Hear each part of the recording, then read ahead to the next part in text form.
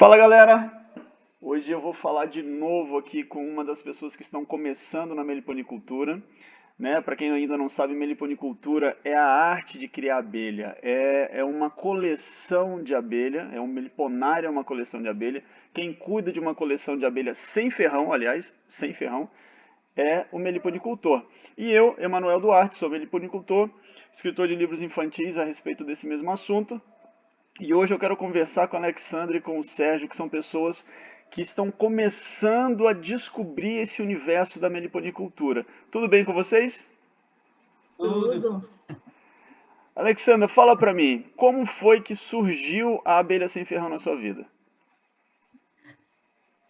Foi a procura de um remédio de alergia para o meu filho e me indicaram que mel de abelha seria bom para ele. Então, eu comecei a ler sobre o assunto e, certo dia, eu passando na Rural, é uma faculdade que tem perto da minha casa, eu vi várias caixinhas com abelha.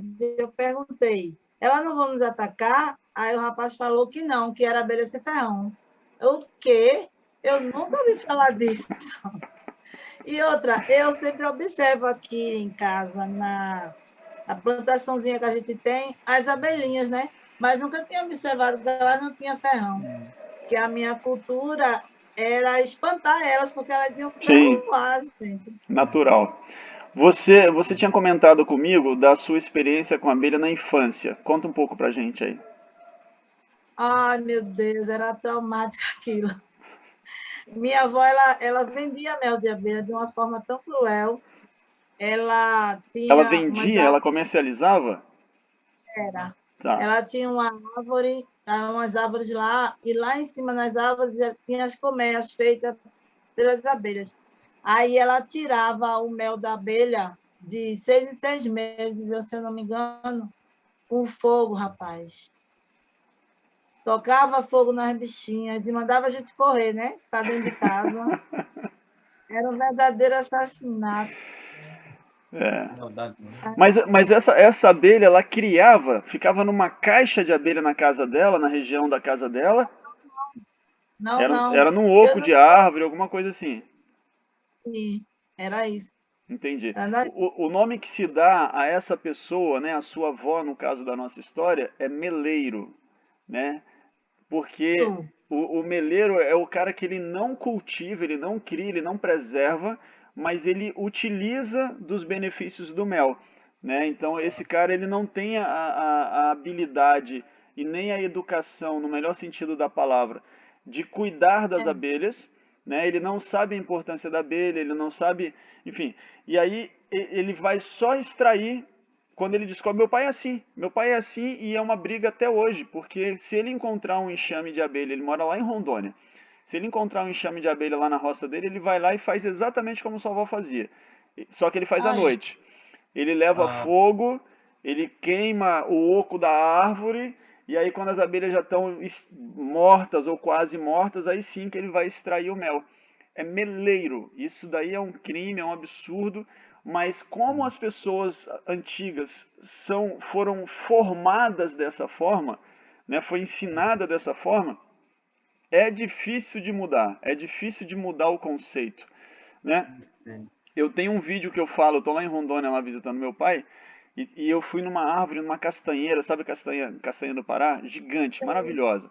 Eu me lembro que quando eu estico os braços assim em volta da castanheira, e meu filho, na época, eu acho que com 8 anos, 9 anos, ele filma eu dando a volta nessa árvore. Se eu não me engano, foram 6 ou 7 metros de braço, assim, sabe? Depois eu passo uma trena, acho que foram 7 metros circulando a árvore.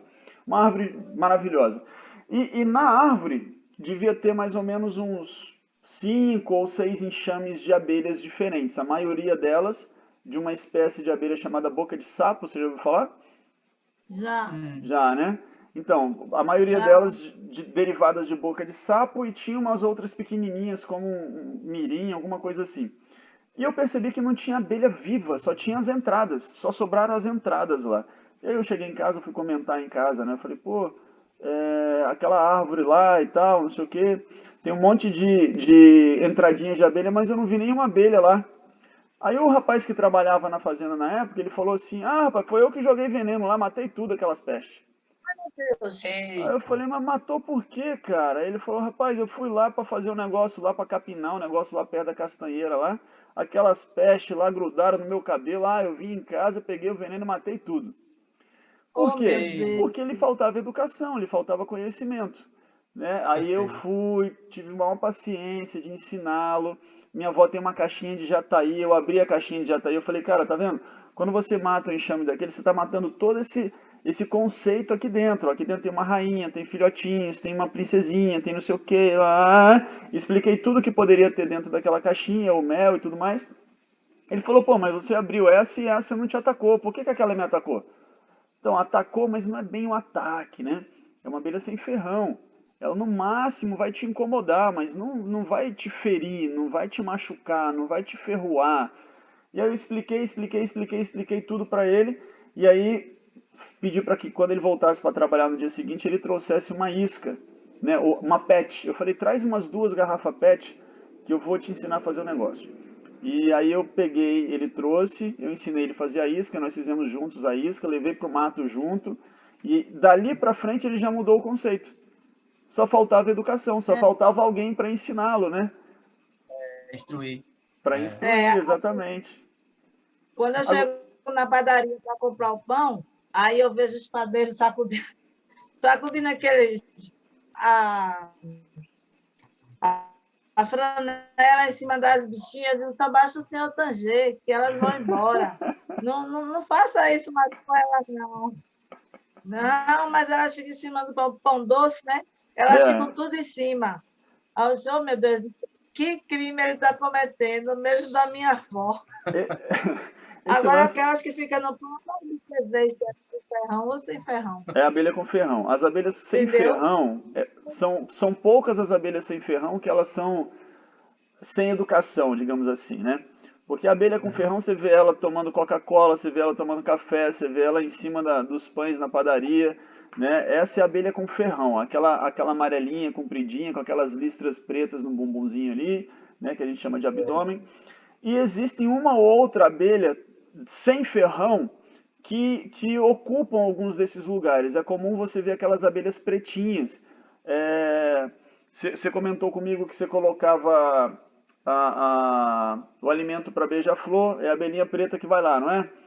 Então, normalmente é a abelhinha preta. É comum você ver na carcaça de bicho morto, a abelhinha preta lá, o que ela está fazendo lá? Sugando o sal, né? Porque os animais todos precisam de alguma proporção de sal.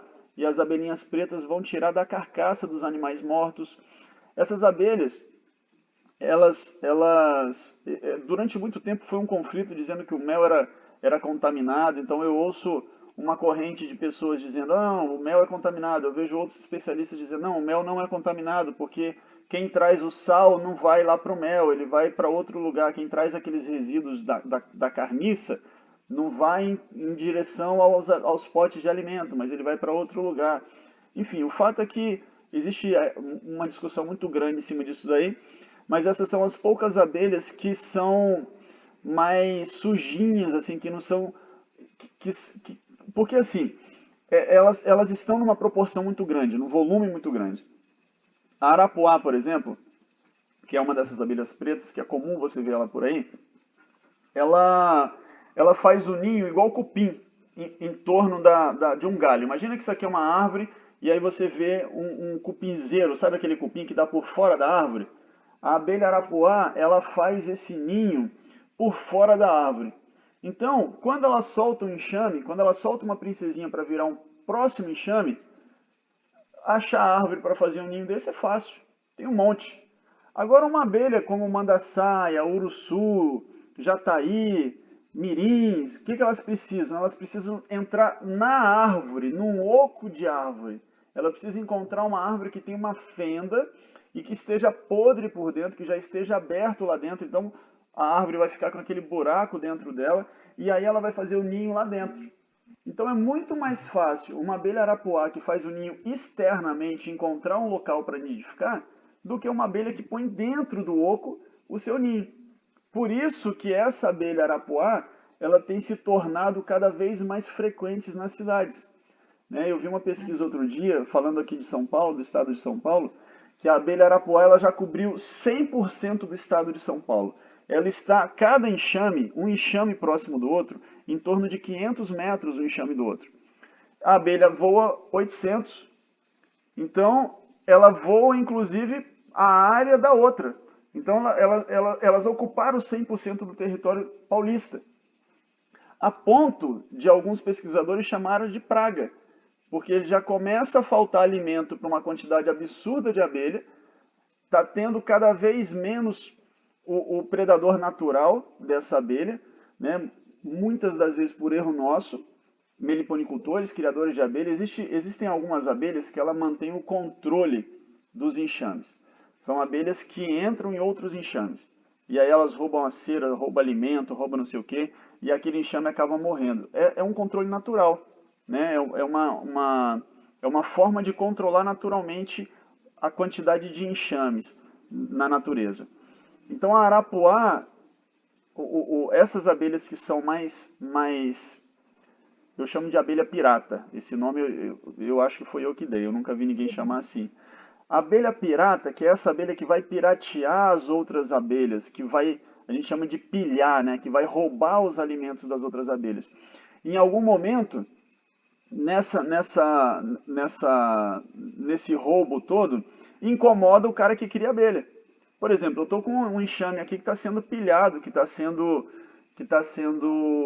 roubado, né, por uma dessas abelhas piratas, que é a guaxupé. Então, o que aconteceu? Eu vou até fazer um vídeo para mostrar. Eu tenho 4 abelhas chamadas mandaguari amarela. E elas fazem um tubo de saída que parece uma trombeta, assim, que parece uma ponta de um saxofone, sabe? É uma boca que vai abrindo, assim.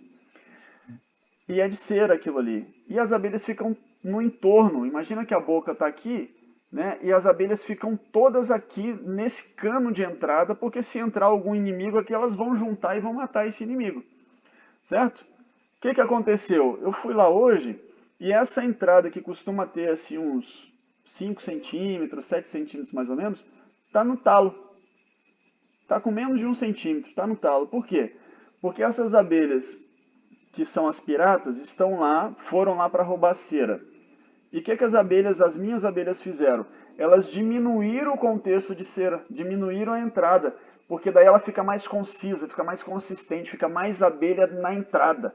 E aí elas não conseguem entrar, elas se protegem. Então o que aconteceu com essas abelhas piratas, né? Quem cria abelha, nem todo mundo tem educação. E muitas dessas pessoas, elas matam as abelhas piratas. Entendeu? Então elas matam algumas das abelhas piratas. E o que acontece? Outros enxames que em algum momento é controlado por essas abelhas piratas, agora não tem mais predador.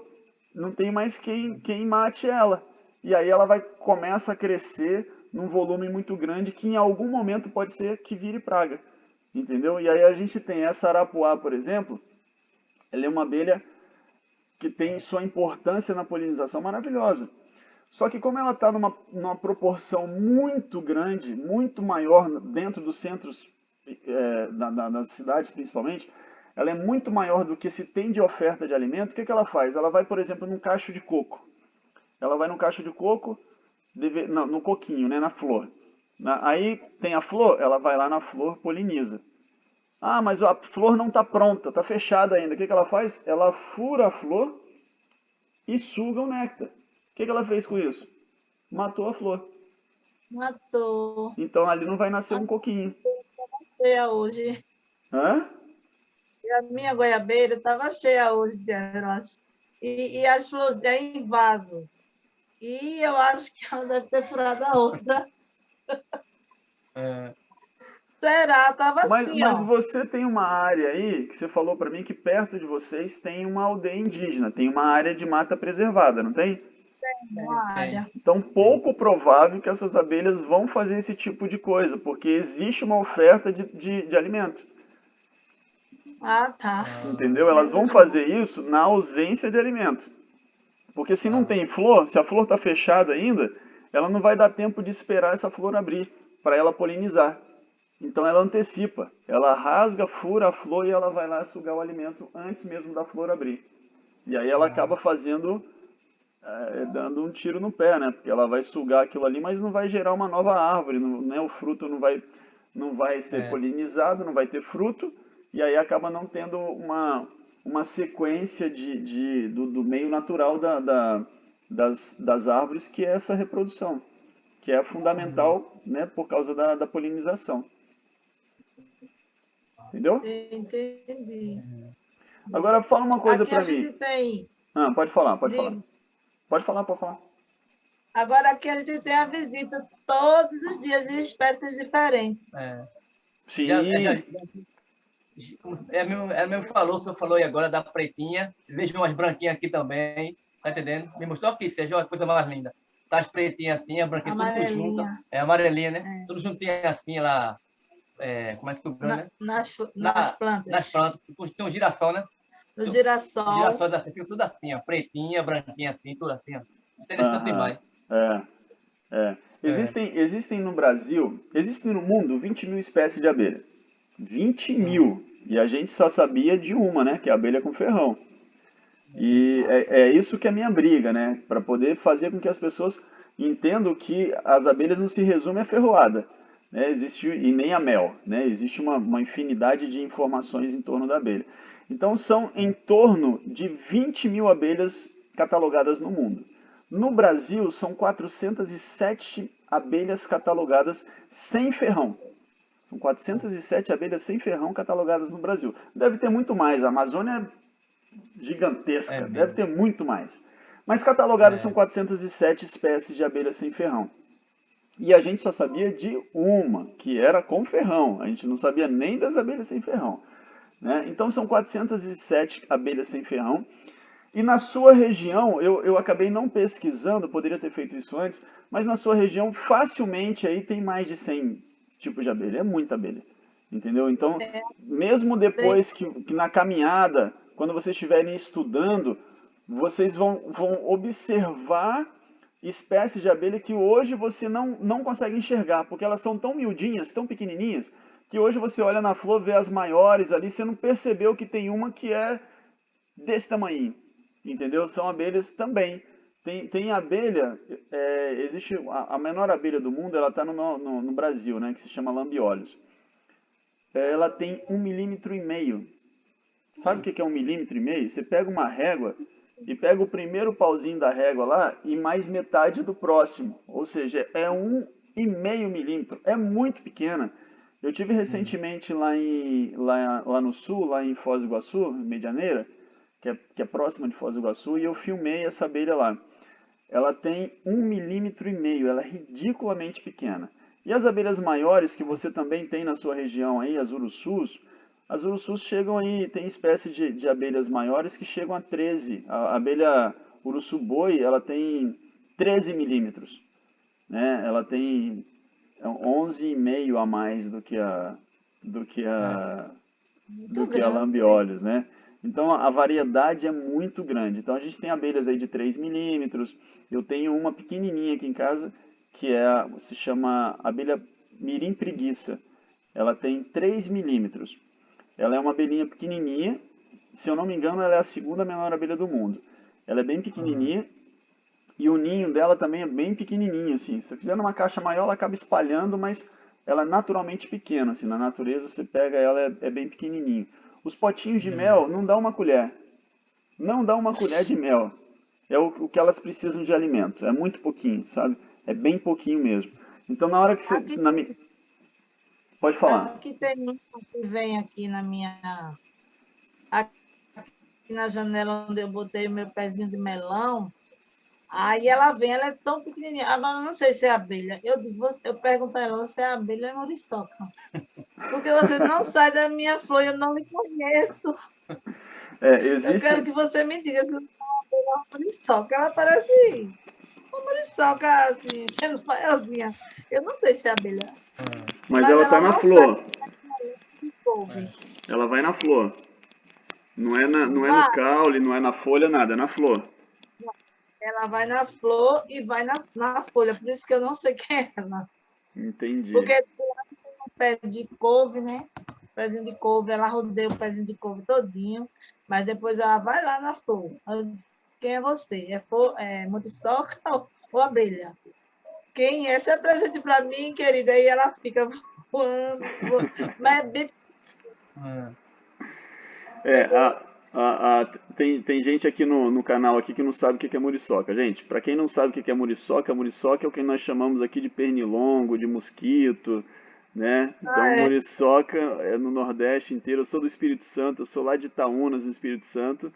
E dali para frente a gente já conhece bastante o sotaque e também o português do Nordeste, né? Porque eu já estou no limite do Espírito Santo para Bahia. Mas muriçoca é isso então. Para quem não conhece muriçoca é o nosso mosquito ou pernilongo aqui em São Paulo. Mas olha, existe uma infinidade de insetos que se alimentam de flores e de folhas e tudo mais. Então, na medida que vocês forem estudando, você vai conseguir identificar que bichinho que é esse aí, porque é ruim até para tirar foto, né? Minha cadelinha fazendo barulho. Vem cá, vem. Vem cá. Deixa eu pegar minha canelinha. Essa daqui eu nunca apresentei, ó. Fofinho, meu Deus! É a primeira vez que ela aparece num vídeo. Ela... que aparecer também. É a Amora. Qual é o nome dela? Amora. Como? Amora. Amora. Amora, inclusive, está no livrinho que eu escrevi agora de educação ambiental para crianças. Ela é um personagem do livrinho. Eu estava vendo. Né? E depois eu estava olhando o livrinho, que já mostrou, não foi? Eu mostrei no outro vídeo lá. Deixa eu pegar aqui para mostrar para vocês. Espera aí, que eu não deixei aqui do lado. Espera aí, segura aí.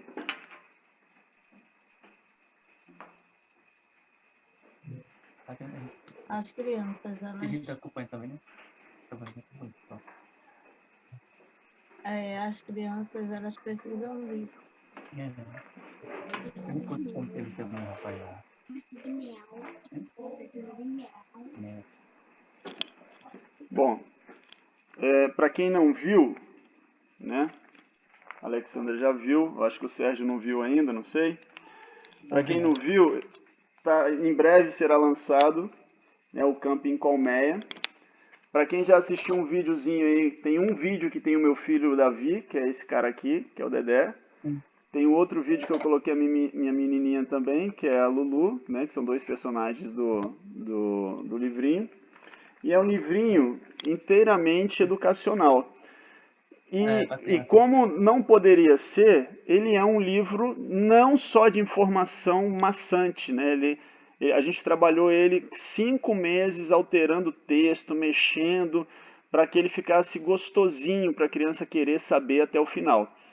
Então, a gente faz uma apresentaçãozinha aqui no começo, e é super bacana, porque tá na moda das crianças agora, tem uns joguinhos aí de videogame, que os personagens chegam num ônibus voador. Pô, a gente aproveitou o gancho e colocou um ônibus voador aqui, só que puxado por uma abelhinha, né? E as crianças descem em bolhas, e aí o Dedé, que é o gêniozinho da turma, né? Já desce com a caixinha de abelha aqui, já todo medroso. Aí tem umas informaçõezinhas aqui sobre pólen e tal. Ó a Amora aqui, ó. Vocês estão sabendo disso aqui em primeira mão, eu não tinha falado isso pra ninguém. E é engraçado assim que o livro é em parceria, né? Eu escrevi o livro e tem a moça que faz os desenhos. Então eu mandei para ela a foto só da Lulu e do Dedé. Ela não sabia que eu tinha uma cadela e nem que se chamava Amora. Quando a gente resolveu colocar um personagem cachorro, né? Que é uma sugestão do Dan, né? Que foi o meu parceiro aqui, que fez a adaptação do texto. Cadê? Dá pra ver? Aqui, ó, o Dan Xavier. Ele que falou, por que a gente não coloca um animalzinho de estimação? Né? Aí eu falei, pô, mas você acha que vai ficar bom? Ele falou, não, vamos colocar um pet. E aí a gente colocou a gente pensou num monte de animal. Eu falei, não, vamos colocar uma cadelinha então, e vamos colocar... Aí ele perguntou, qual vai ser o nome? Eu falei, vamos colocar Amora. E eu não falei pra eles que eu tinha Amora.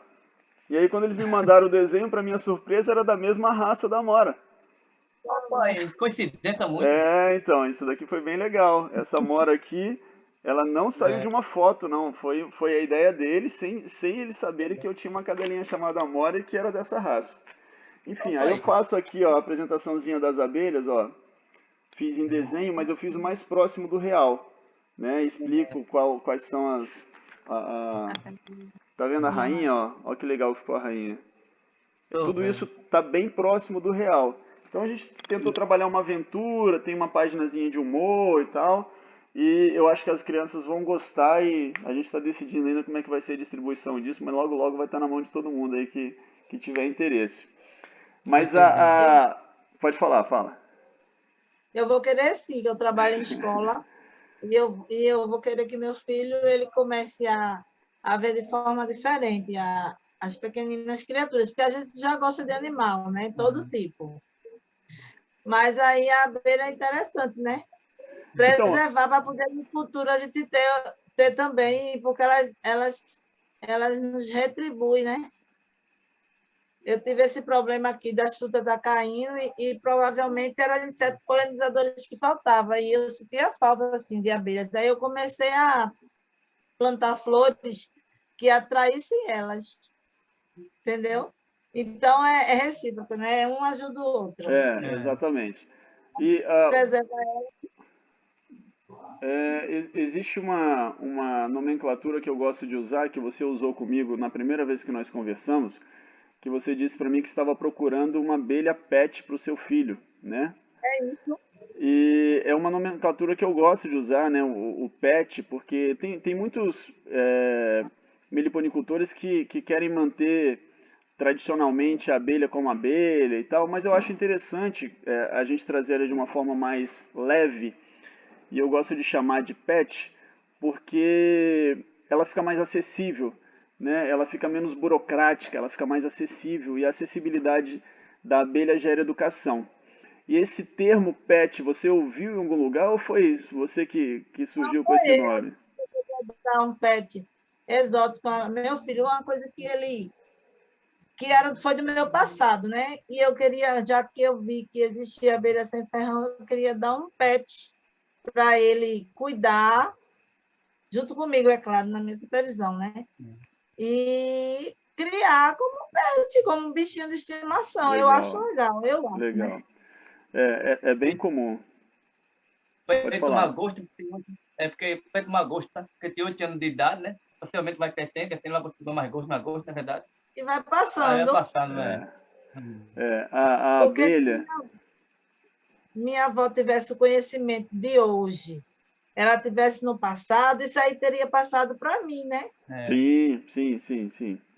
É, E eu ia passando para minha filha de geração em geração, é, o, porque agora a visão que eu tenho é outra, né? o grande Não é lance é justamente esse, é da gente entender o contexto, da importância da abelha. Né? Einstein já tem um texto que é atribuído ao Einstein, né? Eu não tenho certeza se é do Einstein, mas eu gosto de usar ele como sendo do Einstein, porque ele dá mais credibilidade, né? Mas é um texto real, matematicamente falando. Se as abelhas desaparecessem da face da Terra, a humanidade teria em no máximo mais 4 anos de vida. Ou seja, acabaria o alimento da Terra, né? Porque a gente ia comer tudo aquilo que não é renovável, já que não estava sendo renovado.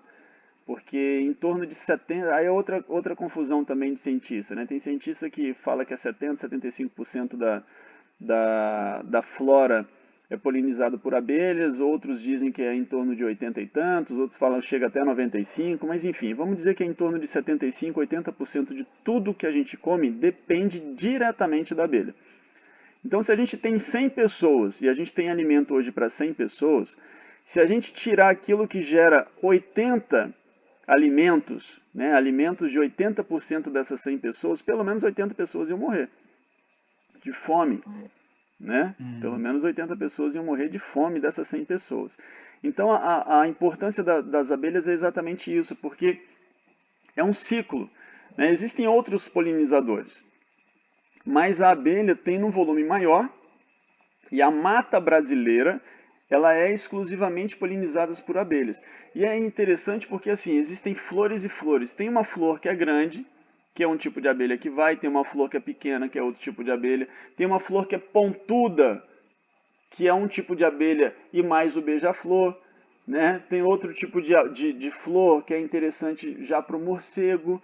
Então, assim, existem outros polinizadores, mas em torno de 70% a 80% de tudo aquilo que se produz como fruto de renovação, que gera semente na terra brasileira, é produzido pelas abelhas.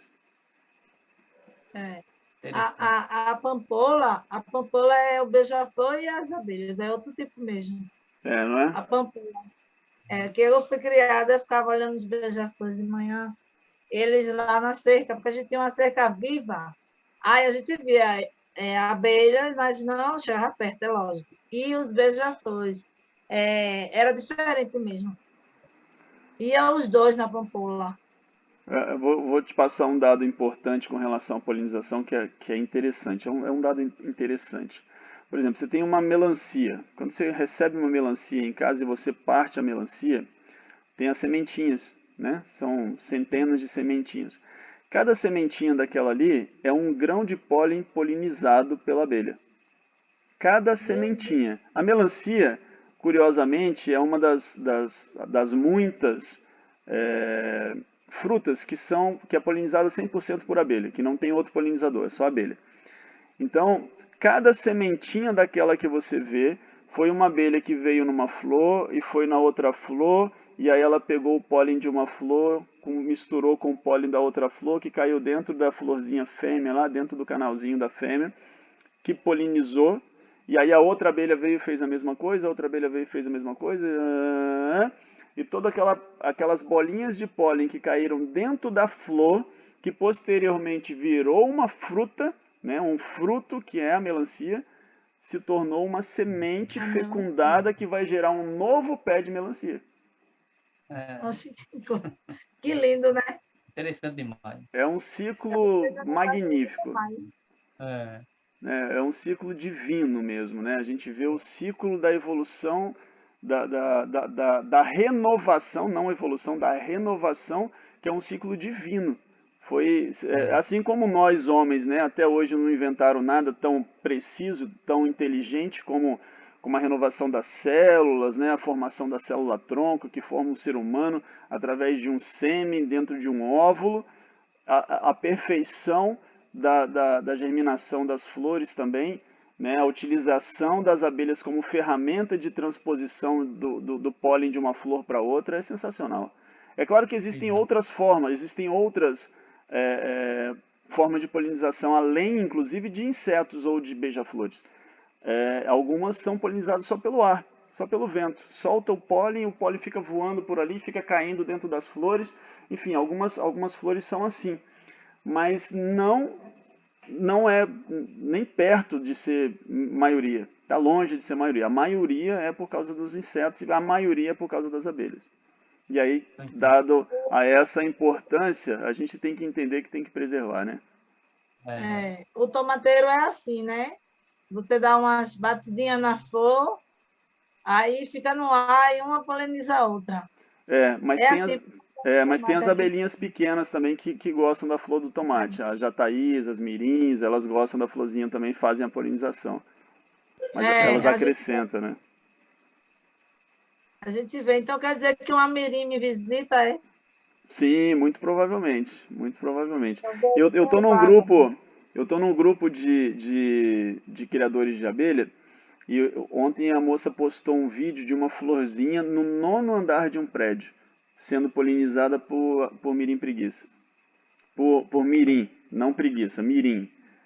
No 9º andar de um prédio. Você acredita nisso? Que a abelhinha voou 9 andares para polinizar uma flor? E como é que ela achou essa flor lá? Fala para mim. Tem um mapa, tem um site que ela coloca lá e fala onde é que estão as flores. Bom, no 9º andar daquele prédio ali tem uma flor. É o instinto, né? A natureza divina. Impressionante, né? Impressionante. Fica a necessidade da flor de ser polinizada, a necessidade da abelha de ser alimentada, né? E aí ela busca esse alimento.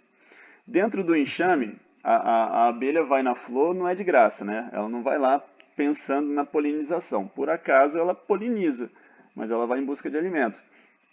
E a flor, ela se veste de cores, né, de formatos atraentes, justamente para atrair as abelhas. E aí ela emite, né, ela fornece o néctar e o pólen também, e as abelhas vão se alimentar disso. Então as abelhas, quando vai na flor, ela está retirando o néctar e vai estar retirando o pólen para levar para dentro de casa. Chega em casa, a abelha que pegou o néctar, ela vai encher, ela tem um departamento, uma bolsinha dentro dela, e ela vai sugar esse líquido e vai jogar lá para dentro dessa bolsinha. E aí quando ela chega dentro do enxame, ela vai expelir esse líquido na boca de outra abelha, que vai puxar esse líquido da boca dela, e aí sim ela vai sair e vai despejar esse líquido lá dentro do pote de mel, né, que é um pote de cerume, né, que é uma espécie de cera com própole. Então, ela vai lá e na hora que essa daqui passou o líquido daqui para a boca dessa daqui, ela volta para o mato para colher mais.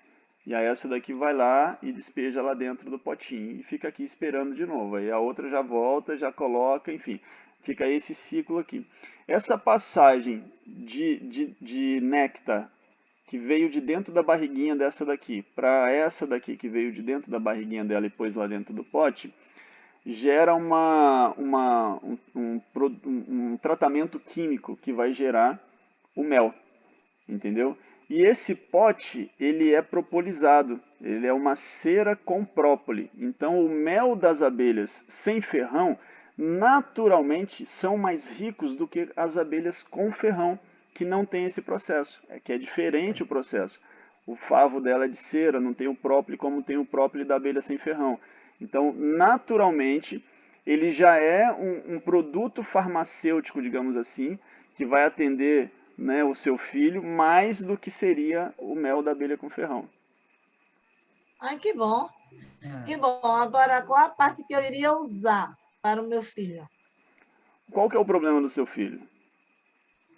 Que Ele tipo de é alérgico, ele alergia? tem É rinite? O que que rinite. é? Tipo rinite? Então, É. o própole, ele é um produto extremamente rico para esse fim. Todos os tipos de doenças que são respiratórias são muito bem tratadas com própole. Com própole. Inclusive a doutora... Puxa, hoje eu peguei o nome dela, já esqueci o nome dela. Deixa eu ver se eu acho o nome dela aqui. Tem uma pesquisa de uma doutora baiana, em uma universidade baiana, que trabalha junto com o pessoal que está com Covid. Deixa eu abrir aqui por cima de vocês aqui. Junto com o pessoal que está com Covid, fizeram 100 e poucos casos lá de pessoas com Covid e acrescentaram ao tratamento que já era comum para todos os outros pacientes, acrescentaram própole. Vocês estão me vendo aí? Vou botar uma tela branca. Tá me vendo? E aí, eles acrescentaram própole ao tratamento. Aí o que aconteceu? As pessoas que receberam o tratamento com própole, 100% delas sobreviveram. Nenhuma delas foi a óbito. E nenhuma delas foi entubada. Ou seja, o tratamento que complementou o tratamento já convencional, que não vamos entrar no mérito aqui, né? Seja lá qual for o tratamento que eles estavam usando lá no momento, o própole foi o que eles acrescentaram ao tratamento. 100% dos pacientes daquele hospital receberam o mesmo tratamento. Pegaram uma parte e acrescentaram um tratamento, que foi o própole. Dessas pessoas, nenhuma morreu. Nenhuma foi entubada. Entendeu? Então o própole é um remédio absurdo, absurdo para quem tem problema respiratório. E tem uma outra coisa também, deixa eu pegar aqui só para eu não pecar contra. Ana Verena, o nome da pesquisadora é a doutora Ana Verena, e que foi quem encabeçou esse projeto aí, a doutora Ana Verena, que é baiana e se eu não me engano foi a Universidade aí da Bahia. E uma outra coisa que a gente é pouco difundido, né? Eu ouvi ontem uma outra doutora também, que é a doutora Gena, que não é daí, né? Que é baiana, ela de Vitória da Conquista. Inclusive, eu morei um ano também em Vitória da Conquista quando criança. Então, a doutora Gena é lá de Vitória da Conquista e ela fez um estudo da origem da meliponicultura, né? Da criação de abelha sem ferrão. E ela foi para o México, foi para alguns lugares da América do Sul para entender melhor a origem, né? Antes dos índios e tal. E ela viu que os incas já criavam abelha sem ferrão. E ela era uma divindade. A abelha sem ferrão era para os incas um deus, uma divindade. E quem manipulava com louvor as abelhas sem ferrão era tido como rei. Não só rei, o rei dos reis, o rei que era superior aos reis, porque naquela época existiam vários prefeitos, vários reis, e existia um cara que era o rei de todos os reis, que seria o nosso presidente da república, que seria o rei dos reis ali, o rei sobre todos os reis daquele momento. Esse cara era o cara que dominava a arte da meliponicultura. E o que é mais interessante? Os reis, o rei dos reis, ele respirava o ar de dentro da caixa das abelhas. Então você imagina que a caixinha está aqui na minha frente, o cara fazia um tubinho e ele respirava o ar que está dentro da caixa da meliponicultura. E se vocês não sabem, está sendo também pesquisado hoje e já utilizado para tratamento de doenças respiratórias, inclusive do Covid, a respiração do ar de dentro do enxame, de dentro da colmeia. O cara sabia disso 2.500 anos antes de Cristo. E agora começou a ser estudado de novo, com toda a tecnologia. Entendeu? Então, você que tem um filho com problemas respiratórios, né, com uma rinite, seja lá qual for a gravidade dessa rinite, criar abelha sem ferrão tem uma série de vantagens. O pólen é um alimento riquíssimo, é o único alimento do mundo que contém todos os aminoácidos importantes para a saúde humana. O único do mundo é o pólen das abelhas. O mel é riquíssimo, tem uma série de importâncias. O própolis, ele é riquíssimo para o tratamento direto da respiração do seu menino, né? Você tem a importância da polinização, que você vai estar polinizando tudo quanto é plantinha perto de casa. E uma coisa também que a gente tem começado a falar, que eu comecei a falar agora, que ainda não é muito difundido, que é a terapia. Você não faz ideia do quanto é terapêutico criar abelha. Quantas pessoas eu ouço falar que o cara fica assim, eu gosto de sentar de manhã e no final da tarde na frente do enxame porque eu gosto de ver as abelhinhas chegando e saindo com alimento. Cara, eu montei o meu meliponário do lado de uma rede. Eu tenho uma rede daquela rede de deitar, né? Coloco a rede ali, eu sento ali para eu ficar assistindo a abelha chegando e saindo. É terapia. É só isso? Não, abrir o enxame e cuidar do enxame é terapia. Me faz um bem que você não faz ideia do tamanho, entendeu? Tem gente que gosta de criar cachorro, tem gente que gosta de criar gato, eu tenho uma cadelinha em casa. Mas ter como pet, né? Se você for escolher um só, você pensa bem, ó. Eu fiz uma viagem no ano passado para Bahia, Espírito Santo, Bahia. Eu fiquei 30 dias fora de casa. Você acha que eu tive que pedir para alguém alimentar meus pets? Não, ficou tudo ali, elas mesmo se viravam. E quando eu voltei ainda tinha mel, ainda tinha pólen. Entendeu? Então a vantagem de ter um pet, né, dessa forma é muito maior. O trabalho da minha cadelinha de ter que carregar gerou um trabalho danado. Teve uma vez que eu fui para o Espírito Santo, para onde eu ia eu não podia ficar com o cachorro. Eu tive que arrumar um hotel para deixar o cachorro. Hotel de pet. Aí eu fui para Bahia, fiquei numa casa com 20 pessoas. Nem todo mundo gostava de cachorro. De vez em quando ela levava um chutinho. Pô, a abelhinha não tem nada disso. Eu tenho mais de 30 enxames aqui na minha casa. E não incomoda vizinho, não incomoda visita, não tem nada disso. É maravilhoso esse mundo. Eu tenho depressão, né?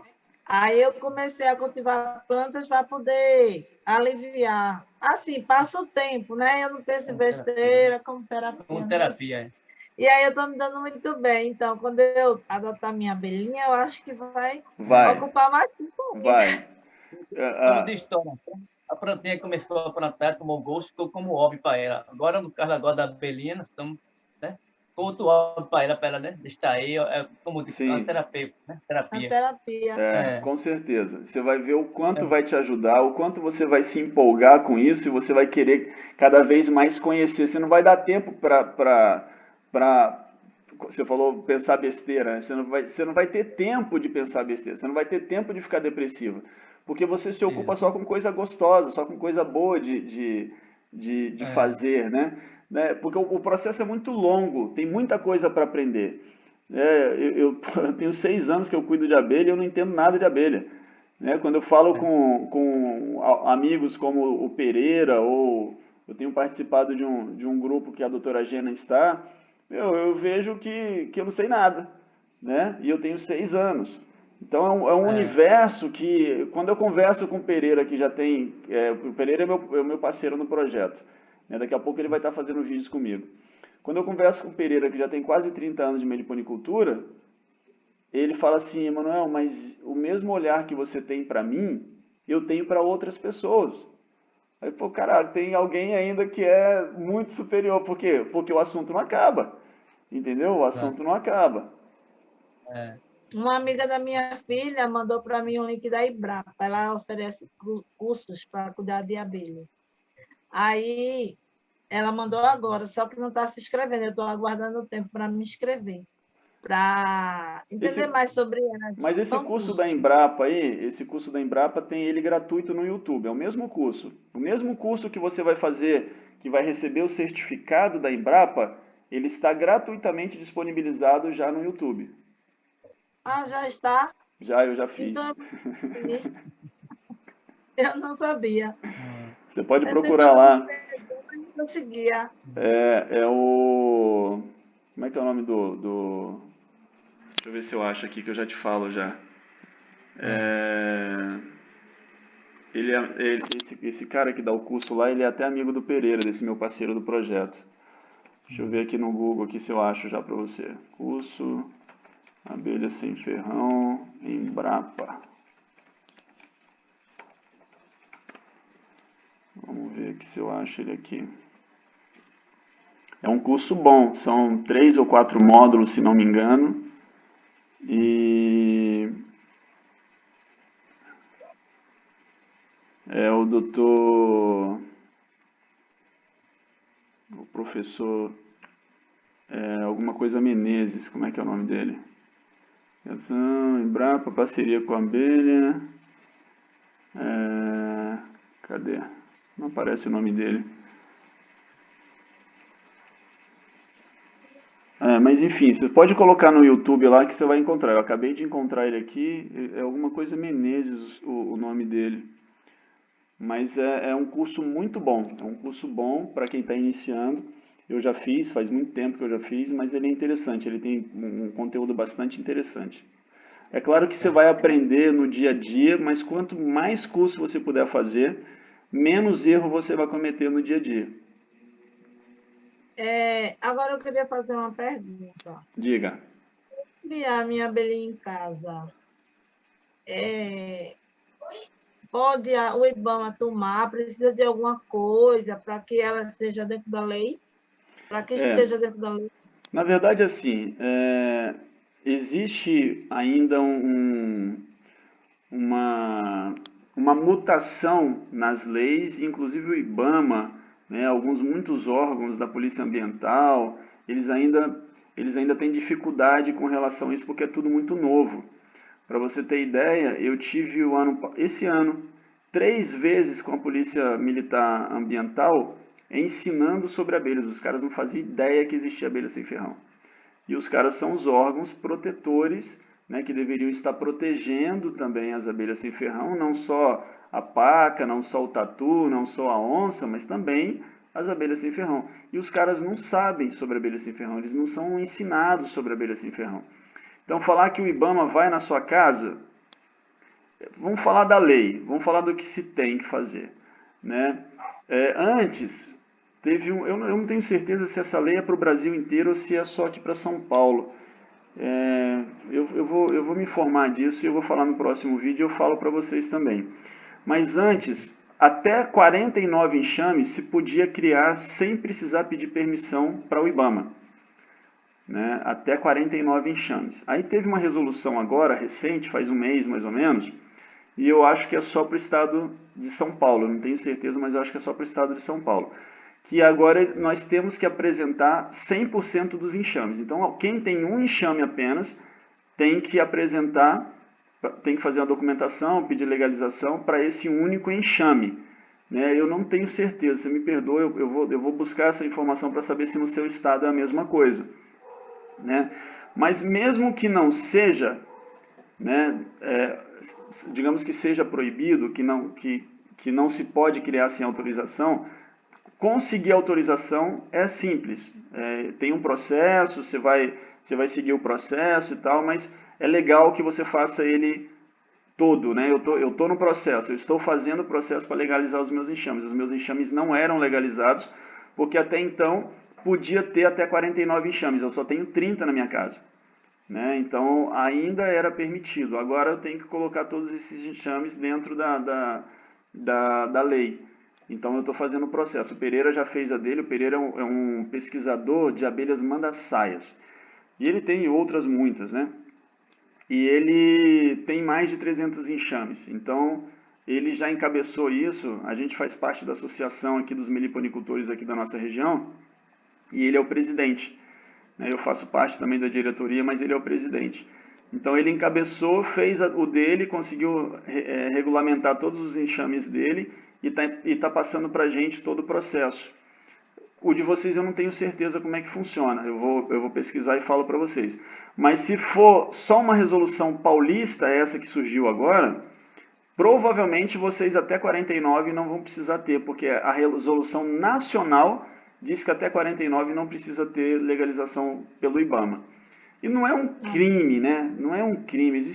O crime está em você ir lá na mata, retirar e tal, mas é que, enfim, os caras criaram a lei e a gente tem que obedecer. Agora, quando eu for caçar meu primeiro enxame, eu estou esperando chegar o que eu comprei, mas acho que isso não vai chegar. O enxame não comprei enxame. Você comprou a caixinha, né? Eu comprei aquele kitzinho, mas só que quando eu vi é só o feromônio. A caixinha a gente vai ter que criar. Tá, você comprou o atrativo, né? A palavra feromônio, na verdade, ela é usada de forma errônea nesse termo aí. Feromônio é um hormônio emitido por seres vivos. Ou seja, só o bicho vivo pode emitir hormônio, ou feromônio. Aquilo lá é um atrativo, é extraído do gel do própoli, e aí mistura com álcool e faz um atrativo. Então a palavra certa seria atrativo. Então esse atrativo você vai usar para colocar numa isca para fazer a captura. Você já sabe fazer isca? Você já fez alguma?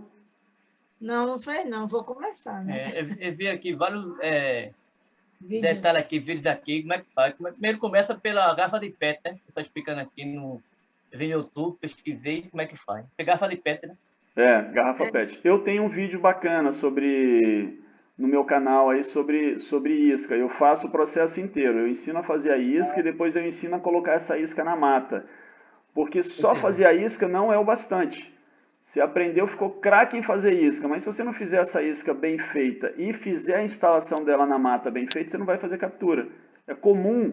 Quando eu comecei, eu não fiz nenhuma captura. Eu fiz umas 30 iscas e não capturei nada. Aí eu conheci um cara que já criava mais tempo que eu, que é o Jamil, e que, aliás, já sumiu, hein, Jamil? Se estiver vendo meu vídeo aí, beijão pra você, viu?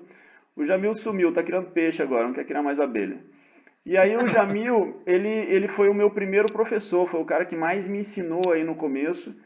E aí eu fui lá na casa dele, que é uma cidade próxima daqui, e aí a gente foi lá na mata. Ele falou, não, cara, é assim que eu ponho, ó. Aí ele me levou lá, eu vi a isca armada, eu ajudei ele a fazer uma extração, tirar uma isca que já estava com captura, né? A gente foi no finalzinho da tarde, eu vi algumas iscas armadas, armamos algumas iscas e depois pegamos uma isca de borá e levamos para a casa dele, e na semana seguinte a gente fez a transferência dessa borá para a caixa. Então foi ali que eu aprendi a fazer captura, porque eu só sabia fazer isca. Eu colocava as iscas na mata e nunca capturava nada. Aí o que eu fiz? Eu entendi o processo, Comecei a colocar as iscas na mata, no primeiro mês eu já tinha captura. Aliás, Mas não assim, uma. Eu fiz mais de 5 capturas no primeiro mês depois que eu visitei a casa do Jamil. mas assim, digamos, aqui tem uma mata muito grande, né, Sérgio? Tem duas, na verdade. E eu vou coloco minha isca lá, na mata. Eu posso ir buscar com quanto tempo? Não, Corre funciona o risco de eu assim. pegar uma abelha com ferrão. Corre sim. Eu já peguei várias. O que acontece? Se você fizer com isca PET pequena, de 2 litros, a chance de você pegar uma abelha com ferrão é quase nula. Provavelmente você não vai pegar.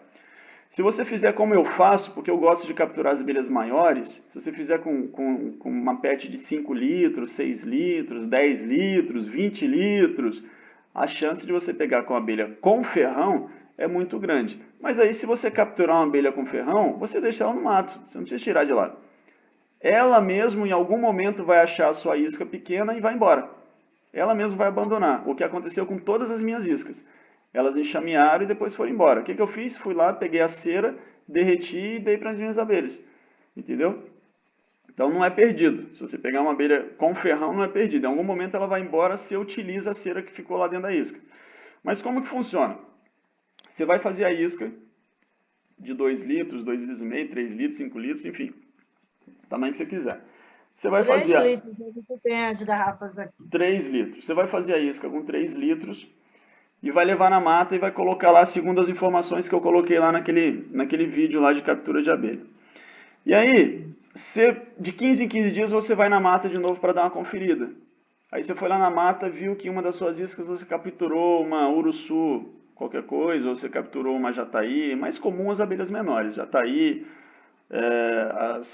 as abelhas, existem algumas abelhas menores também que elas não são com ferrão, mas elas são defensivas, então vai no cabelo, mordisca o canto da boca, o canto do olho, são a borá, a tubuna, enfim, são várias outras abelhas. E aí, você capturou uma abelha qualquer, seja ela qual for. Então você olhou isso dia 1º. Dia 1º você viu que tem uma abelha capturada lá. Então você vai esperar 60 dias para você tirar ela da mata.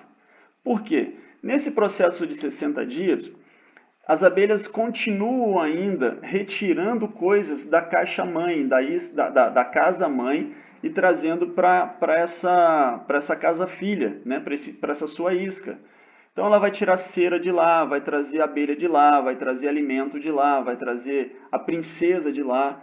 Então o ciclo termina com 60 dias. Então depois de 60 dias você pode tirar essa isca do mato. O que você vai fazer? Você vai à noite lá, finalzinho da tarde, início da noite, vai pegar esse enxame e vai levar para sua casa e vai colocar no local onde já vai estar a caixa depois. Então você decidiu, você comentou comigo que você tem um ranchinho lá no fundo, lá um telhadinho, uma cobertura lá no fundo. Então você já monta a prateleirinha lá, onde vai ficar a caixinha, e aí você coloca a isca ali, amarra ela, prende ela de alguma forma que ela não vai cair, e vai deixar ela pelo menos uma semana ali. Depois de uma semana que ela estiver ali, aí sim você vai tirar e vai colocar ela dentro da caixa de madeira. Dá 60 dias, né? Uhum. Agora, depois que ela estiver na casinha dela, né? Por quanto tempo eu tenho que abrir, né? Não tem que abrir para tirar o excesso, né? Isso? Porque o ninho vai ficando grande. Não, na verdade funciona assim. As abelhas, elas produzem... Eu gosto de usar aquela caixinha que eu chamo de... que o nome certo é caixa ímpar, que são módulos um sobre o outro. São vários módulos um sobre o outro. Então é o seguinte, você colocou um módulo sobre o outro aqui e você colocou um ninho ali. Né? O ninho está ali dentro dessa caixinha, que é... O primeiro módulo a gente chama de ninho, o segundo módulo a gente chama de sobreninho. Então você colocou o ninho ali, fechou, está tudo certo. Aí as abelhas propolizaram ela toda, encheram de pote de mel, pote de pólen, e tá bacana, fechou aquilo ali. O que você vai fazer? Você vai colocar mais um módulo de sobreninho, se for uma das abelhas grandes. Se for uma abelha jataí, você já coloca um módulo de melgueira. Se for uma abelha maior, você coloca um sobreninho, porque vai ser interessante para você no futuro ter um ninho cada vez maior.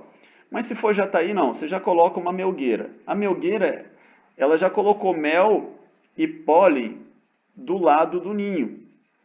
Mas você vai colocar mais uma melgueira e quando essa melgueira encher, você ainda vai deixar para as abelhas. Porque no período de frio, né? No meu caso aqui é frio, no seu caso é chuva, né? Aí o período de inverno é chuva, não é?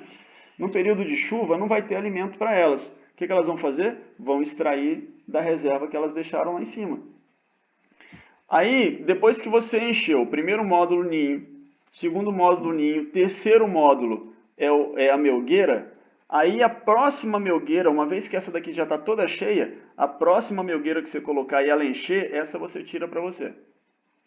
Tem um vídeo Ah, também que eu fiz agora faz uns 20 dias mais ou menos, 30 dias, eu fiz um vídeo também tirando mel de uma melgueira de jataí.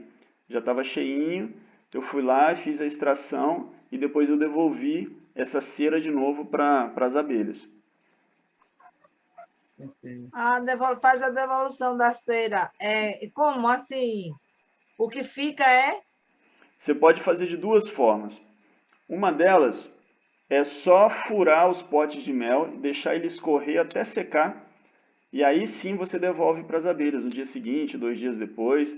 Mas ela tem que ficar de forma protegida para nenhum bicho entrar ali, para não colocar ovinhos ali de outro bicho, né? Então você furou, desceu o mel, escorreu, você coloca um pano por cima, protege bem. E aí ele vai ficar escorrendo durante um dia inteiro, um dia e meio, e aí ele vai ficar sequinho. Aí esse módulo com essa cera toda furada, hoje já sem mel, você devolve ela para Jataís. Porque ela já está com a cera ali, o que ela vai ter de trabalho agora? Só corrigir os potinhos, fechar os potinhos de novo e já vai encher. Ela não precisa mais fazer os potes, ela não tem que ir lá no mato extrair matéria-prima para poder fazer os potes de mel, entendeu?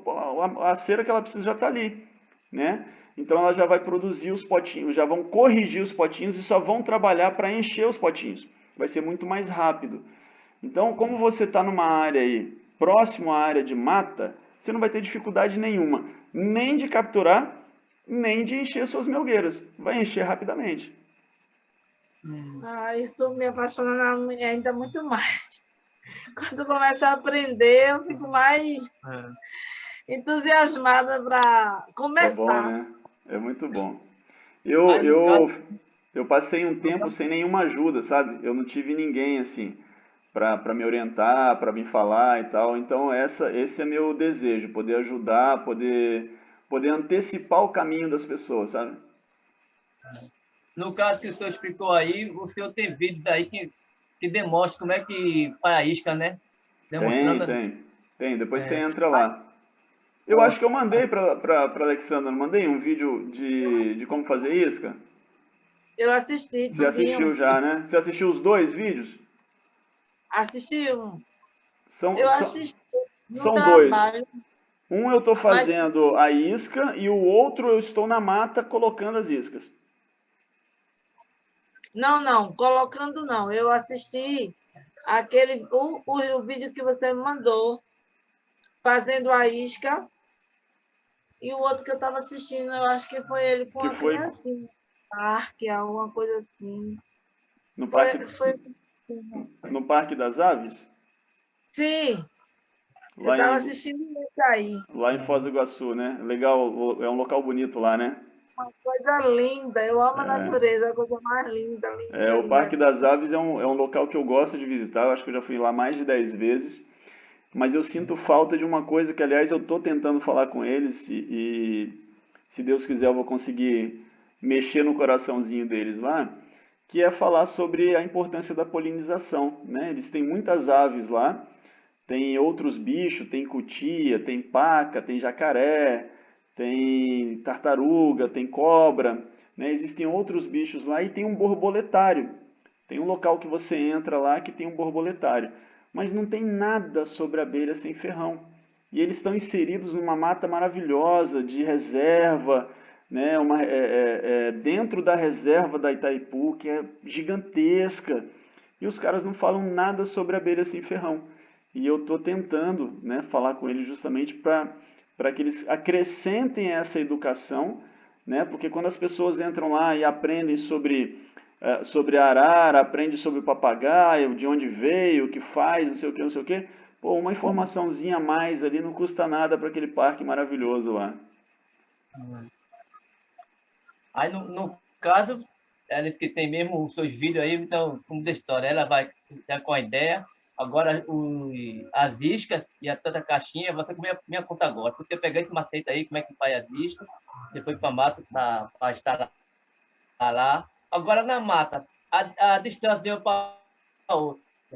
Nas pés de árvore, qual a distância mais ou menos da isca? Da isca? E as A caixinhas. distância, aí, Da isca na mata funciona assim. Existem algumas abelhas que não são territoriais, outras são. Então vai ter abelha que você vai capturar na mata lá, que se você colocar uma isca 2 metros, 3 metros uma da outra, se você capturar uma abelha aqui, ela já não vai deixar abelha nenhuma entrar nessa outra. Entendeu? Então se você puder colocar de 5 em 5 metros, de 10 em 10 metros, é melhor. Eu faço o quê? Eu procuro árvores grossas. Né? Eu estou sempre em busca de árvore que tem bifurcação, sabe? Aquela árvore quando abre dois galhos grandes assim, ela tá o tronco aqui, de repente ela abre duas aqui. E aí eu coloco a isca aqui no meio. Eu prefiro assim. Ou então quando a árvore ela é robusta e sai um braço aqui, né? Sai um galho grande aqui. Aí eu coloco aqui no meio também. Então, nesses casos, eu não estou muito preocupado com a distância entre um e outro. Eu estou mais preocupado com a espessura da árvore do que com a distância da isca. Porque se eu colocar uma próxima da outra e eu pegar uma abelha, para mim eu já estou feliz. Eu já estou satisfeito. Entendeu? Mesmo que ela não deixe entrar uma outra abelha na próxima isca, eu já fico feliz de ter feito uma captura naquela árvore ali. Entendi. A gente vai aproveitar, porque estão querendo vender a reserva daqui. Eu acho que já vendeu, não foi? Rapaz, tá vendo? Para fazer uns prédios ali. Rapaz, tá vendo? Tá Aí indo. estão querendo derrubar. A gente vai lá logo colocar. Tá em conversa daí. Isca, queria eu que não derrubasse, né? É um vento tão bonito, mas chegou a. Como é que se diz? Chegou a. Bom. Eu esqueci agora no momento. A tecnologia, né? O progresso. Aqui, o progresso. Aí construíram um shopping e querem destruir a mata para fazer os prédios ao redor do shopping. Caramba, que triste. Está bastante triste. Já fizeram protesto, mas não tem jeito, né? É mesmo? O Ibama permitiu isso aí. Criar uma abelhinha, eles criam um problema. Derrubar a mata inteira não tem problema. Exatamente. E pior Tão que bom, assim, né? e pior que num caso desse, assim, existe uma série de perdas, né? Porque existem abelhas, eu não sei se você sabe, já existem algumas abelhas como a jataí da terra, por exemplo, que ela faz o ninho no chão, debaixo do chão. Então é comum você estar andando na mata e ficar olhando para as árvores, né? Mas às vezes você pisa em cima de uma entradinha de abelha no chão. Porque algumas espécies de abelha, na minha região, o mais comum, lá na minha chacrinha tem, a abelha jataí da terra, e ela faz o ninho assim, 1 metro, 1,5 metro, 2 metros para baixo do chão. Ela encontra ali um buraco eu imagino, né, que seja buraco antigo de formiga, alguma coisa assim, e ela vai morar lá embaixo. E então, ela, ao construir o prédio, falando só de abelha, hein? Fora as aves, fora os outros bichos que vivem ali, só de abelha. Então ela pode estar extinguindo, né, ali naquele pedacinho ali as abelhas que moram ali no chão. As abelhas que estão nas árvores, né, são muitos os ocos de árvores que têm abelha, e isso também não pode, é um crime ambiental absurdo, eles não... Teoricamente, não se pode permitir a derrubada dessas árvores por causa da perda e mesmo com recompensa, né? Porque o cara fala assim, não, mas a gente vai recompensar e vai plantar árvores em outra área. Beleza, mas e as abelhas que morreram? Né? É uma perda considerável. A não ser que o cara faça um trabalho como a Aracruz Celuloses fez lá no Espírito Santo, ela incentivou e financiou a criação de abelhas pelos índios. Então tem muito índio, muita gente produzindo abelhas sem ferrão com financiamento da Aracruz Celulose. Então se o cara de alguma forma vai recuperar, né, vai pagar pela perda que ele está tendo, né, que ele está gerando, financiando um projeto como esse e tal, daí tudo bem, porque ele matou 10 enxames lá, mas ele financiou 100, né? Então tá tudo bem, assim, pensando, já que não vai ter como mesmo, já que está permitido, já que vai derrubar mesmo, pelo menos que o cara reponha dessa forma, né? Mas teoricamente não poderia não, porque é crime ambiental, além de derrubar as árvores, além das árvores ser um crime ambiental, toda a vida que está ali, algumas aves que nidificam ali há muito tempo e tal, algumas corujas de buraco, é crime ambiental. Eu já vi prédios pararem por causa de um ninho de coruja de buraco. Lá tem muitas cobras, né? Aquela cobra lá que estava até atravessando um dia desse, né? Eles fizeram um calçamento, ela é bem grande. Jiboia, né? É jiboia. Jiboia. Aí a bichinha está desorientada, ela sempre está atravessando a pista. Essa semana filmaram, o mês passado, filmaram ela atravessando a pista para procurar um lugar, né? Porque fizeram uma estrada dentro da mata, né? Da área dela, né? Na área dela. Sem falar no jacaré, né? Que a gente tem jacaré aqui, dentro da mata. Tem, de vez em quando eles saem. Nos quintal aqui. Nos quintal aqui do vizinho por aqui, tem que chamar o bombeiro, jacaré. Eu estou tipo aqui. É mesmo? Depois que meteram construir o shopping, aí eles estão assim desorientados. Perturbaram a fauna, né? Estão acabando com mas não tinha uma outra área que poderia ser construído isso? Tinha que ser no meio da mata? Né? Sempre eles procuram os piores lugares. Exato. Como que é o nome da cidade aí? Camaragibe. Itamaragibe? Camaragibe. Tamaragibe. Eu não conheço, não. Camaragibe. Camaragibe. Camaragibe. Camaragibe, por isso que o shopping é o nome da cidade. Camara Shopping. Camara Shopping. Eu vou dar uma pesquisada depois para saber onde é que vocês moram. Moramos bem próximo. Outra coisa também, meu senhor, a caixa mesmo certo fazer. Porque vi nos vídeos aí vários tipos de caixa para pessoas fabricando. Tem a caixa assim, por dentro dela tem, lá no cantinho, tem um pedacinho de pau aqui e pau aqui. Vi hoje que o senhor falou aí, tem umas caixinhas. São móveis. Quais são as caixinhas mesmo certas? O ideal, simples, né? o que eu gosto de usar, que eu adotei como ideal, seria a caixinha que a gente chama de caixa ímpar, que são os módulos. Deixa eu pedir para o Davi pegar. O Davi, pega para mim uma caixinha ali para mim, por favor, vazia, lá no fundo. Ele vai lá pegar e eu mostro para vocês. O ideal, na minha concepção, é a caixa ímpar, que são esses módulos sobrepostos. Por quê? Na natureza, a abelha tem um formato já que ela naturalmente utiliza dentro do oco, né? Ela fecha embaixo, imagina um cano, um tubo. Ela sela uma área desse tubo embaixo, sela uma área desse tubo em cima e dentro dessa área ela constrói toda a estrutura que ela precisa de moradia. A parte de baixo normalmente ela usa de ninho e aí coloca algum alimento no entorno ali. E a parte de cima, lá em cima, ela coloca o alimento, que é o mel, mas é uma reserva que ela deixa lá em cima no caso de perda. Por exemplo, se ela for atacada por um macaco, por um guaxinim, por um bicho assim... Aqui, o Davi trouxe para mim a caixinha. Deixa eu puxar o computador um pouco mais para lá.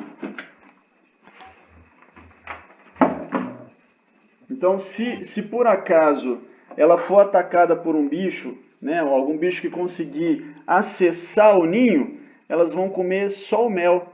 O ninho lá embaixo vai continuar vivo, a rainha não vai morrer, as crias não vão morrer. Então aquele alimento que tem na parte superior, que é justamente o da melgueira que a gente pega, ele de verdade é uma reserva utilizada pelas abelhas em caso de crise. Se der alguma coisa lá, se eles forem atacados por alguma coisa... Você já ouviu falar da carteira que o cara deixa pro ladrão?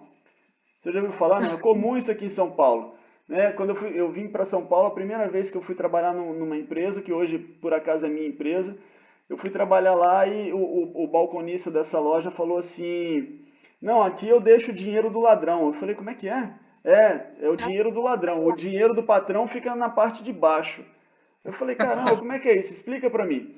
E tinha uma gaveta que era a gaveta de cima, que ele deixava uma merreca de dinheiro ali. Deixava uns 30 reais, 50 reais, era o dinheiro do ladrão. Se por acaso tivesse um assalto, o cara ia conseguir roubar no máximo aquele dinheirinho que estava ali. E aí um outro compartimento, que era o dinheiro do patrão, que ficava o bruto ali, o dinheiro que entrava mesmo, né? Os 100 reais, os 500 reais, os 1.000 reais, ficava naquela parte de baixo, que era o dinheiro do patrão. A abelha usa essa tecnologia há muito tempo. Ela deixa no entorno do ninho o alimento que ela precisa e deixa o mel do ladrão lá em cima. Porque se ela for atacada por algum bicho, esse bicho vai comer só o mel de cima e fica protegido, aquela parte de baixo ali não vai perder. Mas deixa eu te apresentar a caixinha que a gente chama de caixa ímpar. Eu, quando vou trabalhar, eu levo o celular do ladrão.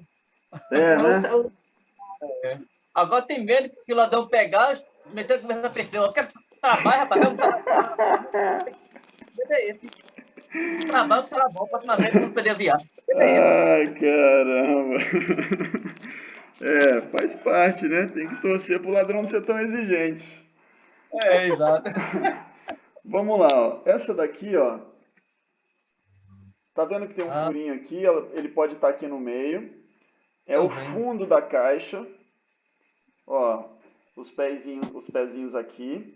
Eu gosto desse pezinho na frente, assim, cobrindo a frente, porque quando eu vou trabalhar a caixa, eu pego ela pela lateral. Então eu tenho como entrar com a mão aqui na lateral, ó. Por isso que é bom que essa base do pé esteja na parte da frente do fundo. Então, esse daqui a gente chama de ninho. Tá vendo? Ele deve ter mais ou menos uns 5 centímetros só aqui, de profundidade aqui dentro. Uns 5 centímetros. E é toda fechada, o fundo fecha toda a caixa. Então, esse é o ninho. É por onde as abelhas vão entrar, que esse furo pode ser lateral ou pode ser no centro aqui, mas ele vai estar sempre no ninho. O primeiro módulo depois do ninho é o sobreninho. Ele tem também mais ou menos a mesma largura da parte de baixo, a mesma largura aqui, só que a parte interna é um pouco maior, porque é usado para esse fim uma divisória mais fina e acaba sobrando mais espaço aqui dentro. Então, esse modelo aqui de corte, né, um corte quadrado, né, quando visto assim, ele é só quadradinho, tá vendo? E aí, como ele fica nesse ângulo aqui, ele facilita que a rainha continue o ninho dela da primeira parte para a segunda. Então, ele vai subir da primeira parte para a segunda. Isso, para a abelha jataí, já é o bastante. O próximo que você for colocar aqui é a melgueira. A melgueira pode ser só 4 ou 5 furinhos. Você faz ele todo fechado, e aí você faz 4 furinhos aqui, mais um no meio. Uma broquinha da grossura do dedo, mais ou menos.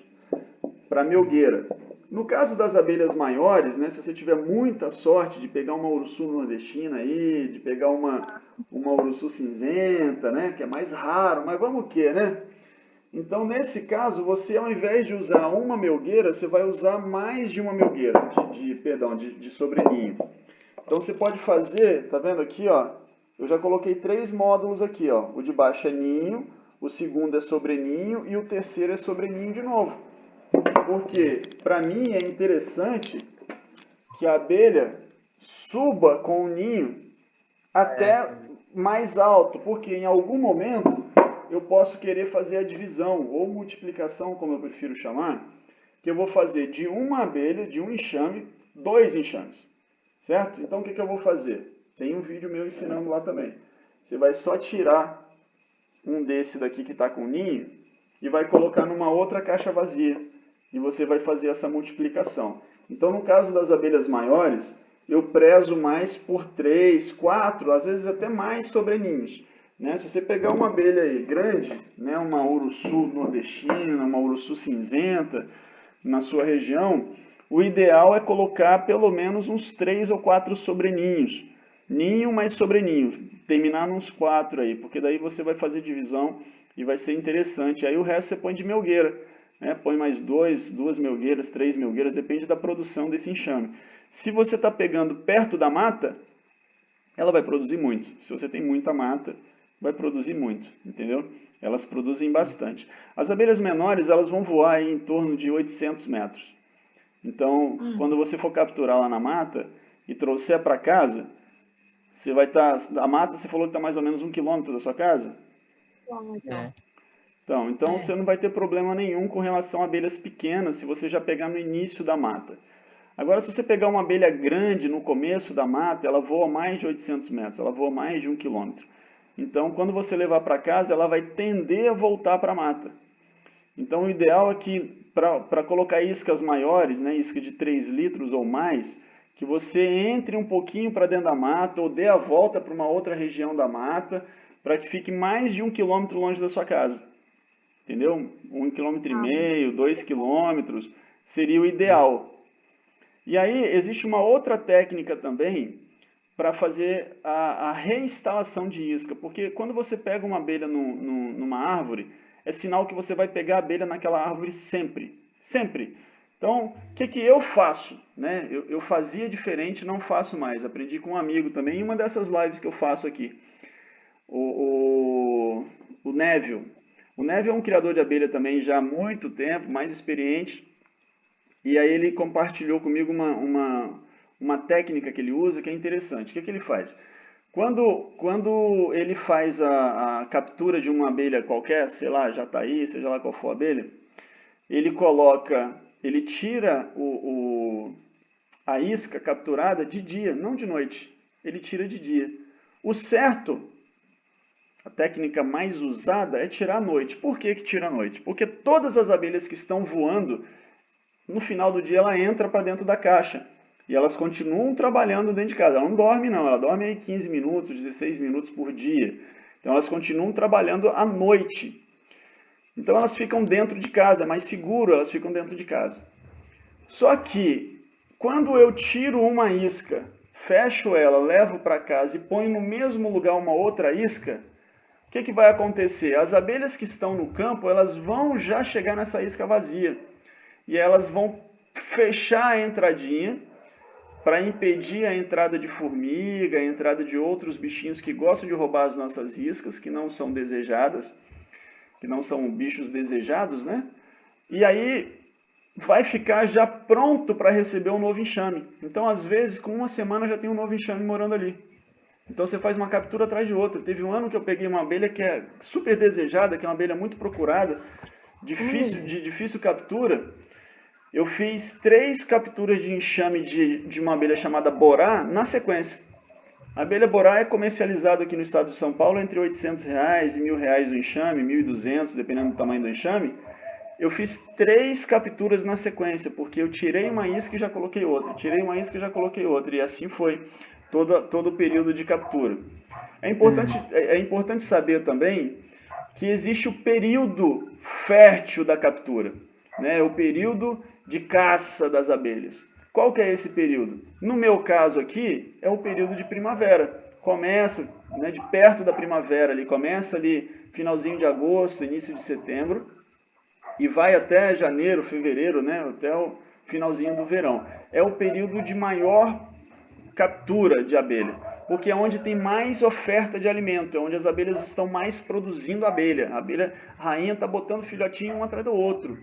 Então, ovinho, né, para virar filhotinho. Então, no período fértil da flora, onde tem mais flor, é onde tem mais abelha. Né? Na sua região, de repente, não é o frio, mas é a chuva. Então, qual que é o período de chuva aí? Onde é que fica o seu inverno aí? Qual que é o período de inverno aí de Recife? Agora está chovendo bastante. Agora está o período de inverno. Em setembro é quente. Setembro é quente. O inverno está... A primavera aqui chove pouco. E agora começa, então, o inverno aí é inverno mesmo, né? O inverno é o período chuvoso. Chuvoso. Entendi. Então você vai estudar bastante, você vai ter bastante tempo para estudar, para se preparar, para começar a colocar as iscas a partir, então, do final de agosto. Pode colocar antes e pode capturar? Pode, é verdade. Pode sim. Pode ser que você faça captura. Eu fiz um teste um ano, eu fiquei 12 meses colocando isca. Toda semana, cada 15 dias eu colocava isca. Tirava a isca, botava a isca. Pegava a captura e colocava. O período que é o período de primavera, eu botava 10 iscas, pegava 7, 8 enxames. Período de inverno eu botava 10 iscas, capturava uma só. Então, pode ser que captura? Pode ser que captura. Mas é um trabalho muito grande para pouco resultado. Para vocês que estão ansiosos, querendo o seu primeiro Eu só enxame, quero. pode ser que vale a É. pena, né? Mas para a gente que já está na meliponicultura há um tempo, a gente não faz isso. Então, a gente vai juntando PET. Aqui em casa, por exemplo, a gente não bebe refrigerante. Não tem consumo de refrigerante. Então, o que eu faço? Eu descobri um boteco que vende pinga.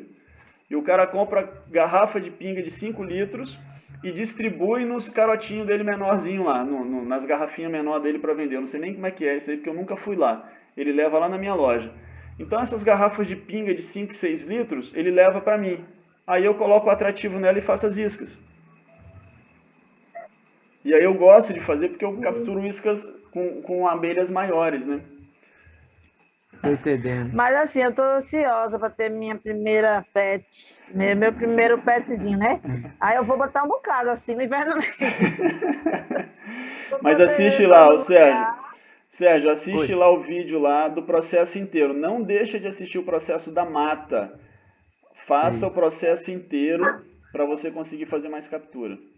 E o atrativo de como fazer a instalação das iscas na mata. Das iscas e também dessas caixinhas que eu mostrei como exemplo aí. Não, da caixinha só depois que você pegar seu primeiro enxame, que você conseguir identificar que abelha que é, você manda para mim um videozinho, eu peguei essa abelha aqui, aí eu vou te falar que tipo de caixinha que você vai fazer, porque tem tamanho também. Eu te mostrei um modelo, mas para cada tipo de abelha tem um tamanho específico. Então não perde tempo fazendo caixinha agora não. Você não vende não a caixinha? Já quero comprar. Eu não produzo nada, eu só produzo conteúdo. Não, que pena. Mas eu consigo o contato para vocês, eu passo o contato de quem eu compro. Tá bem. Ô, seu Manuel, eu vi aqui um vídeo aqui também que, para evitar, como o senhor falou aí, me lembrou, de setas mal visitas. A pessoa coloca a graxa assim, porque pode ao redor da boca assim, do bico assim, debaixo onde entra a portinha de entrada. Onde entra o biquinho do caninho. O pessoal botou aqui para evitar, né, mal visita, como aranha, formiga, essas coisas e tal. Colocou graxa assim ao redor. É fácil. É certo isso? Pode matar elas, não? Perde seu tempo não. Faz isso não. Se você quiser fazer, porque assim, ó, funciona assim. Se você deixar os enxames fortes, que é o meu caso, os enxames fortes, a maioria dos meus enxames estão sempre muito fortes porque eu faço pouca divisão ou pouca multiplicação. Então, se você mantiver seus enxames fortes, cara, bicho nenhum vai entrar. Nenhum bicho vai entrar. Elas não vão deixar. Então você não precisa fazer nenhuma mágica para elas não. Você não precisa ajudar elas em nada. Nesse caso, você não precisa fazer nada. Porque eles são fortes, eles não vão deixar nem outra abelha mais forte entrar. E nem formiga, nem nada. Eu tô com um meliponário, eu montei uma estrutura, fiz um telhadinho e coloquei 30 enxames ali, eu não quero que suba abelha lá. Então, o que eu faço nesse caso? O que eu oriento os meus clientes e tal? Vai montar a estrutura. Então, na base da estrutura, aqui no pé que está no chão, eu passo um produto que se chama espanta-pombo. Está até aqui do meu lado, peraí. Eu peguei aqui para uma outra finalidade. Eu uso esse daqui, ó. Tá vendo aqui, ó? É um espanta-pombo. Tá vendo o pombinho aqui, ó? É uma gosma que... Por exemplo, por que eu comprei isso aqui agora? Lá no fundo, lá no meu... Eu fiz um vídeo outro dia, mostrei a minha bagunça lá no fundo, lá onde tem uma outra geladeira, tem uns 15 enxames lá. E aí tem 2 mesas que eu faço reunião. A associação, quando faz reunião aqui em casa, é lá que a gente faz. A associação dos criadores de abelha, né, da meliponicultura. Aí tem as treliças, as madeiras que passam no telhado. Eu fui lá essa semana, as cadeiras estavam cheias de cocô de rolinha, de pombinho. A mesa, as cadeiras, estava tudo cheio de cocô. Isso aqui o que é? Eu não vou fazer propaganda dele não, mas da marca, né? Mas é um produto que você coloca lá em cima tem aquele aplicador de silicone, você aplica ele lá em cima dessa estrutura de madeira onde os pombinhos estão ficando, e é uma gosma. não maltrata o bicho, não vai ficar grudado no pé nem nada. Mas na hora que ele pousa ali, que ele sente que o pé dele está gosmento, ele vai embora e ele avisa para as demais aves que ali tem coisa ruim, que não é para ele ir para lá. E aí some todos os pombos. Eu fiz isso lá na minha loja.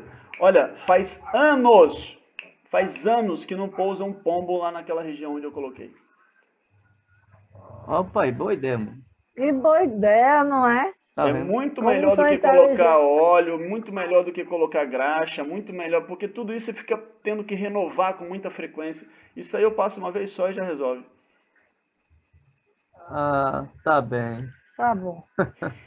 Tá certo. Tá certo, gente? A gente já Então tá a com gente uma hora não e deve meia fazer aqui. caixinha nenhuma. Não perde seu tempo não. Pode entrar em contato comigo depois que você fizer a captura, faz uma filmagem lá na mata, lá, eu capturei essa abelha aqui, que abelha aqui. Se você ainda não tiver identificado, né? De repente até lá você já vai saber o que é.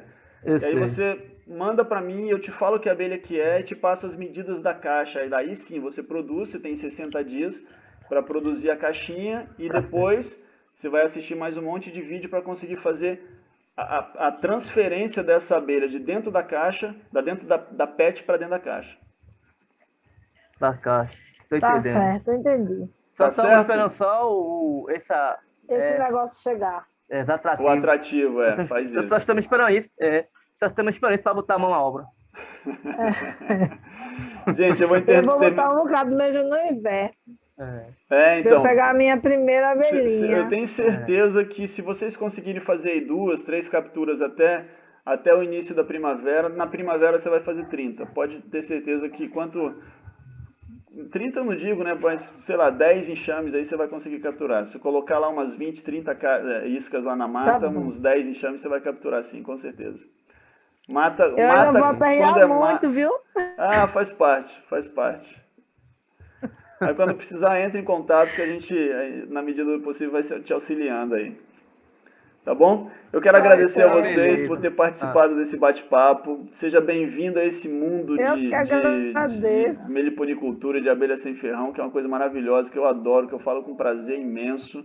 Né? E estudem, entendendo. se preparem, porque a gente está lidando com vidas.